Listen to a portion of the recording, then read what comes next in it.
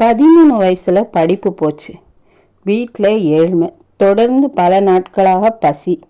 வேலை தேடி தேடி அலுத்து போச்சு. ஒரு நாள் பசியால் மயக்கமே வந்துருச்சு. ஒரு நாடக கொட்டை வாசலில் கண்கள் சொருக அமர்ந்திருந்தான் ஒரு சிறுவன். ஒரு பணக்காரர் குதிரையில் நாடகம் பார்க்க வந்தார். பையனிடம், டே, இங்கே கட்டி விட்டு போகிற குதிரையெல்லாம் காணாமல் போகுது, நீ இதை பார்த்துக்கோ, வரும்போது காசு தரேன் என்றார்.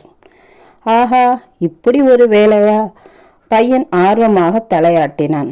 தெம்புடன் எழுந்தான். நாடகம் முடிந்து பணக்காரர் வெளியே வந்தார். வெளியே நிற்பது தன் குதிரைதானா என்று சந்தேகம் வந்துவிட்டது. குதிரையை சுத்தப்படுத்தி சேணத்தை பளபளப்பாக துடைத்து வைத்திருந்தான் பையன்.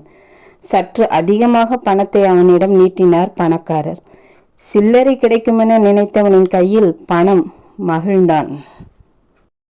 மறுநாள் நாடகம் பார்க்க வந்த மற்றவர்களும் குதிரையை அவனிடம் ஒப்படைக்க அவற்றையும் பாதுகாத்து சுத்தப்படுத்தி கொடுத்தான்.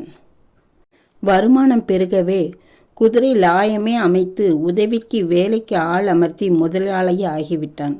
அதோடு விட்டானா, நாடகங்களையும் கவனித்தான்.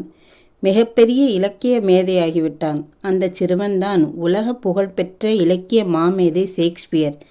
மனிதர்களுக்கு எப்போது வேண்டுமானாலும் நல்ல நேரம் வரும்.